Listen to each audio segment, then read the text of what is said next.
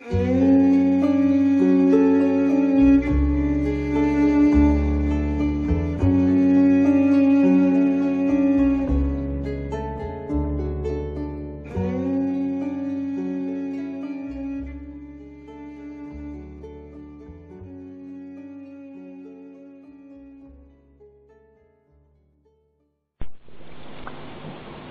monsieur. Bonjour. Ça va? Bah, toujours, pourvu que ça dure. Alors, je voudrais parler ce matin d'un problème qu'il y a actuellement dans ma ville, qui dure depuis à peu près 2 ans, enfin non, 1 an ou 2, voilà. Il y avait une école à l'époque, une école de quartier, qui était un endroit assez insalubre, hein, parce que bon, déjà il y avait une quantité phénoménale d'amiante dans cette école, et enfin bon.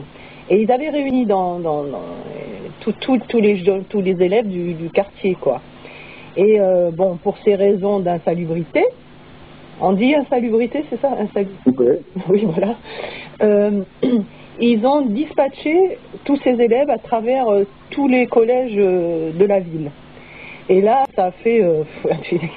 tu imagines bien la réaction de tout le monde, tu vois. Alors, il y a eu plein de parents qui ont sorti leurs enfants du collège parce qu'ils ont eu peur de cette arrivée d'enfants hyperactifs, on va dire, pour les mettre dans des écoles privées, etc., etc. Mais si tu veux, au lieu de reconstruire une école nouvelle, hein, parce que il faut savoir que dans cette école, il y avait vraiment une équipe de personnes formidables qui faisaient un travail vraiment extraordinaire, et il y avait une très bonne ambiance, hein, et ils avaient créé l'école ouverte, et pendant les vacances, ils motivaient les enfants à venir travailler le matin et à leur offrir des activités culturelles l'après-midi, et ça marchait très très bien, tu vois, donc il y avait une très bonne ambiance. Maintenant, ces gamins se retrouvent dispatchés partout et ils foutent je ne dirais pas le nom, voilà, donc c'est la catastrophe, quoi. Bien sûr. C'est un peu la catastrophe. Alors déjà, ils se font mal voir et ça continue. Enfin, c'est la racaille, quoi, c'est ça. Oui, voilà, c'est... Oui, alors là, qu'est-ce que tu veux faire? Tu vois, on est devant un mur qui est très difficile à franchir. Parce que pour en venir déjà simplement à la notion de racaille, qu'est-ce que ça signifie? Alors bon, ça signifie des personnages qui sont plus ou moins en travers quelque chose qui soit la morale, la justice, la légalité, etc., etc. Donc, après, il faut savoir encore donner bien des... Il y a bien des... Disons des... Comment est-ce qu'il faut dire ça? Il y a des différences dans la racaille, c'est-à-dire qu'il y a la racaille de quartier qui fait les gorges chaudes en ce moment. Voilà, c'est un petit peu la seule racaille dont on parle. Mais passé ça, il y a la racaille qui est allée à l'école. Alors, il y a la racaille premier de classe aussi. Oui. Qu'on trouve après dispatcher, eux, dans des postes clés. Oui, tout à fait. Disons qu'il y a différents degrés de... Voilà, alors c'est intéressant de voir, parce qu'au lieu de se focaliser systématiquement sur cette petite racaille de quartier, qui est effectivement très désagréable, mais qui n'est pas la pire dans le sens quantitatif et dans le sens du danger qu'elle représente, il serait intéressant de voir comment se fait-il que cet aspect racaille s'empare de l'humanité, parce que dans les postes les plus élevés de la société, on trouve la grosse racaille. Oui, aussi. Mais bon, la petite racaille, elle fait des dégâts aussi. Hein. Ah oui, mais tout à fait. Mais donc, cette petite racaille, grosse racaille, etc., pourquoi est-ce que l'humanité en arrive à ça?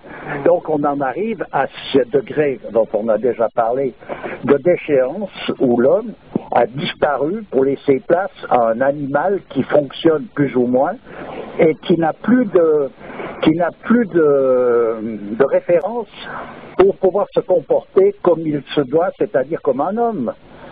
Alors après, ce qu'on appelle la racaille dans les petits, etc., c'est des personnages qui sont hors la législation, c'est-à-dire qu'ils accomplissent des actes qui sont punissables par la loi.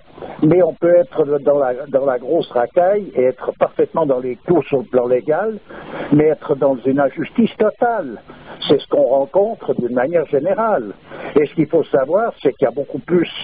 Si on veut s'imaginer un peu ce qu'il y a actuellement comme racaille, il y a qu'à voir dans le milieu qui est très en vue, c'est-à-dire ce milieu de quartier un peu difficile, ce milieu de gitans, etc., qui est considéré et vu comme la fourmière de racaille. Eh bien, il n'y a qu'à voir, effectivement, il y a une quantité de personnages là-dedans qui vivent d'expédients constamment. Et ce qu'il faut savoir, c'est que dans les états supérieurs de la société, c'est encore plus grand, cette quantité-là. Oui, mais ceci ne justifie pas... Attends, ceci ne justifie pas cela, quoi, tu vois. Absolument pas, mais c'est pour simplement bien comprendre que ça n'est pas une question de classe sociale, c'est une question qui touche bien ailleurs. C'est une question référentielle, c'est une question de barrières qui tombent, et ces barrières tombent pour tout un chacun. Alors il est clair que celui qui a été à l'école suffisamment, il reste dans la légalité, ce qui veut dire que c'est encore beaucoup plus facile pour lui d'être racaille que celui qui doit faire face à des problèmes de législation. C'est surtout que l'argent, finalement, c'est un bon bouclier pour l'impunité, quoi, tu vois. C'est l'argent et puis c'est la manière de tourner. À un moment donné, on peut faire des études de droit, on fait 10 ans de droit, puis on peut faire tout le reste en travers. C'est pas un souci. Tandis, voilà, et ça c'est le genre de racaille qui va jusqu'à la retraite. Tandis que les autres, en général, ça s'arrête en route, soit parce qu'ils ont changé de cap, soit parce qu'ils se retrouvent en prison. Hein. Je veux dire, c'est pas... Il faut déjà mettre ces choses-là à l'heure. Oui. Constamment viser telle classe sociale ou telle autre, ou telle race, parce que c'est pas une affaire raciale. Non. Attends, de la racaille, on a... D'ailleurs, il se passe des choses beaucoup plus dramatiques, en somme, dans les pays industrialisés qu'il peut y en avoir ailleurs. Donc, il ne faut pas chercher midi 14 heures là-dessus. Bah, c'est sûr qu'en montrant du doigt cette petite racaille, on noie le poisson de la grosse racaillerie, on va dire. Mais tu veux prouver quoi, là? Je veux simplement prouver que le problème consiste à une éducation qui, elle, remet sur le tapis des références fondamentales de savoir qu'est-ce que l'homme, quelle est sa raison d'être dans cette existence. Ça n'est que par là qu'on peut résoudre un problème de cet ordre. Autrement, on ne fait que de mettre des rustines sur des trous qui n'arrêtent pas de grandir. Tu y crois, toi? Ah ben, j'y crois à quoi? Ben, ce genre de renversement... J'y crois, je veux dire, c'est pas une histoire d'y croire, c'est une histoire de savoir que c'est la seule solution possible pour établir un équilibre. Autrement, c'est du pétassage qui ne fait que de s'aggraver, et c'est tout, voilà. Mais puisqu'on sait qu'à l'heure du Kali Yuga, ça ne peut aller que de mal en pis, alors à quoi bon? Peut-être bien, mais à quoi bon? Alors, ça veut dire que dans ce cas-là, il faut donc surtout ne pas chercher à rétablir un équilibre. Ça n'a aucun sens. Moi quand je vois que j'ai passé toute mon existence là de maman à éduquer, je parle de ma fille, hein, parce qu'elle a vraiment pris elle a épousé toute la gestuelle, la manière de parler de ce monde de racaille de la rue, et je trouve ça très très laid. Mais bon, quand tu vois que tu as passé toute ta vie de mère à donner des valeurs, à enseigner tout un tas de choses, et que les choses se dévient de cette manière-là, tu te dis, c'est vrai, à quoi bon? Voilà, ben, ça veut dire que justement ce référentiel en question, il va très profond, dans le sens qu'il crée lui-même un égrégore Il crée donc une entité, ça crée un champ vibratoire qui fait que les personnages sont influencés pour être dans cette position de l'intérieur, c'est-à-dire ils sont influencés par un champ vibratoire même, qui les amène inévitablement à être dans telle ou telle perspective des choses. Actuellement, tous les bas morceaux de l'humanité jaillissent des fins fonds on pourrait dire, des entrailles de l'homme. Hein. Ouais. C'est-à-dire qu'actuellement, il y a tout ça, il n'y a qu'à voir toutes ces saletés qui se font après des enfants, etc. C'est quelque chose qui devient impossible à enrayer parce que ça va grandissant. Et de nouveau, ça touche toutes les classes sociales, et donc, à un moment donné, il y a des classes sociales qui se permettent de faire tout ça impunément. Donc, pourquoi on en est arrivé là? C'est cette position, cette position qui fait que les barrières ont été cassées, le fil d'Ariane a été rompu. Voilà la raison. Donc, la seule solution pour retrouver un équilibre, c'est le retour à cette position, c'est-à-dire, je prends toujours cette image parce qu'elle est assez connue, du fil d'Ariane. Comment sortir du labyrinthe sans le fil d'Ariane? C'est pas possible, tout simplement. Donc, voilà, c'est là qu'il faut aller chercher le remède. Ça sert à rien de chercher les remèdes de pétassas. Moi, j'ai l'impression que même avec le fil d'Ariane, on n'arrive pas à sortir de cela. Pour être certain de tout ça, il faut l'avoir, le fil d'Ariane. Et il faut qu'il soit présent, il faut que l'humanité se cramponne après. Et puis à partir de là, on verra. Vraiment, là, on peut. Alors, il faudrait qu'il y ait une prise de conscience généralisée, ce qui sera dur. Hein. Je sais, il faut peut-être un miracle, il faut tout ce qu'on veut, mais toujours est-il que c'est la seule solution qui permettrait de réharmoniser l'humanité. Autrement, ça ne sert à rien d'inventer des nouvelles lois, des idées là, du tralala. De toute façon, ça n'aboutit à rien. Voilà. C'est pas compliqué. Et comme je dis, on voit bien que dans les milieux les sphères les plus élevées de la société, on retrouve des personnages qui transpirent justement cette corruption systématique à tous les états. Ouais. Comment veux-tu que des personnages s'il montre un exemple de cet ordre-là, comment veux-tu que le restant du peuple qui est censé suivre son élite puisse faire autrement que comme ça? C'est pas possible. Ils n'ont pas de référence et c'est surtout pas ces gens-là qui vont leur en donner. Voilà. Disons, voilà, je reviens toujours un peu sur les mêmes positions, mais c'est ce qu'il faut savoir, c'est qu'il n'y a pas de solution autre que pas un retour en arrière, mais un retour à sa position réelle de ce que l'homme doit avoir dans l'ensemble de la manifestation. C'est la seule solution.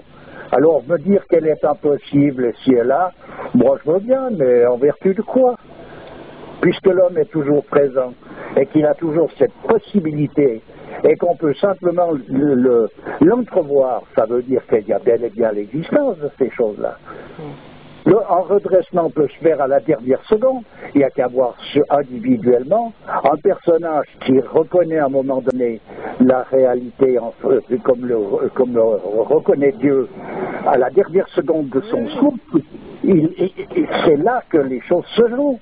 Donc l'humanité, elle est peut-être dans une agonie, mais ça n'empêche pas qu'elle n'est pas dans la capacité de pouvoir reconnaître la vérité. Oui, un redressement... que chacun, de manière individuelle, procède à ce redressement, et quoi qu'il en soit, quoi qu'il arrive, voilà quoi. C'est ça que tu veux dire. Oui, puis c'est ça au niveau d'une humanité, dans son ensemble. C'est qu'à un moment donné, c'est simplement reconnaître quelle est la véritable autorité. Oui, la vérité, c'est pas compliqué dans le sens qu'il n'y a pas besoin d'avoir fait des cours particuliers. C'est une question de bon sens et de se retrouver en face d'un état de conscience réel. Et c'est rien d'autre.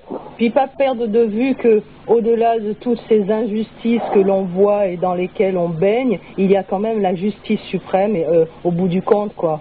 Pas perdre espoir. Oui, mais déjà ça, il faut le savoir, etc. Donc, il y a une possibilité en très peu de temps d'éduquer des jeunes gens à savoir ça. Après, ils peuvent en rigoler parce qu'ils voient bien qu'ils sont dans un nombre de fous, mais à eux de changer le circuit à partir de là aussi, en essayant d'appliquer ces données. Et puis pour ça, il faut quand même qu'il y ait des gens qui soient en accord avec ça. Il n'y a qu'à voir que quand il y a un mouvement général de l'humanité dans une direction, il y a tout un monde qui suit, c'est un cortège qui suit. Donc il s'agirait de suivre ça. Hein. En fait, il faut comprendre que le changement, on ne le fera pas en allant donner un grand coup de pied dans les multiples fourmilières, on va dire, mais le changement, il se fait à travers nous-mêmes. Ben, oui, il se fait à travers quelque chose d'un autre style. Alors les coups de pied se donneront par la force des choses, parce qu'à un moment donné, ça ne peut pas être autrement peut-être, mais ce n'est pas le but de l'exercice. Voilà, le but de l'exercice, c'est de réharmoniser. Alors on peut très bien, c'est comme quand on veut rendre propre un lieu, on balaye tout ce qui nous dérange. C'est-à-dire on balaye tout ce qui empêche ce lieu d'être propre. Simplement, c'est une autre manière. On balaye pas des gens qui nous dérangent, qui dérangent une classe ou une autre, etc., etc., etc. Ça n'a rien à voir avec tout ça. Voilà, c'est quelque chose qui doit être pris à cœur, et à partir de ce moment-là, il n'y a pas d'impossibilité totale. Tu veux dire que le fait que chacun veuille faire le justicier dans ce monde, ça ne fait qu'aggraver les choses finalement? Ben oui, parce qu'à partir du moment où on peut faire le justicier, à partir du moment où on est soi-même représentant d'une justice véritable, autrement c'est chacun la sienne, donc ça n'a strictement plus aucun sens. C'est sûr. Voilà, c'est ça le hic. Alors pour en venir à la racaille, ben voilà, faut faire attention pour tout un chacun de voir où est quelle racaille. Après il y a toute une place sociale dans la racaille, mais moi je sais pas, parce qu'un personnage est président d'une république ou bien qu'il est fils d'un mendiant qui va déterminer qu'il est racaille ou pas. Non, pas du tout. C'est quelque chose qui va bien au-delà de toutes ces considérations. Donc il faut le savoir de manière à ne pas confondre classe sociale avec caste, par exemple, etc., etc. Ce qui est la confusion générale actuelle. C'est-à-dire, parce que là, il y a peut-être pas mal de gens qui n'ont pas suivi ce que représentent les castes, et là, ce que tu viens de dire, explique-le un peu plus. Eh bien, simplement que les castes représentent des valeurs de personnages qui sont plus ou moins près du centre, c'est-à-dire plus ou moins près du principe qui est à l'origine de toute la manifestation. Voilà. Alors celui qui est le plus près, évidemment, a une vision beaucoup plus claire que celui qui est le plus loin, mais ça lui donne aucun droit de particulier. Ça lui donne surtout des devoirs. Comme on l'avait dit. Parce que du moment qu'il voit clair, il a plus droit à l'erreur non plus. Voilà. Raison pour laquelle, par exemple, dans la médecine chinoise, un médecin cessait de toucher ses honoraires quand il y avait un malade. Il était médecin, donc il fallait qu'il prévoie ça de manière à ce qu'il n'y ait point de malade. Ouais. Alors actuellement, on est dans un monde où plus il y a de malades, mieux ça vaut pour la médecine. Donc il y a quand même quelque chose qui est à voir, où on est vraiment tourné à l'envers. Oui, il faut bien que ça rapporte. Oui, ben voilà, mais j'entends. Donc si on veut changer quelque chose, on veut parler de modifier, de donner un coup de karcher sur la racaille, comme disait je sais plus qui, il y a un moment donné, il faut quand même regarder par où ça se passe. Le petit Nicolas. Ben, peut-être, je sais pas. Bon allez, je te laisse, à bientôt. À bientôt alors.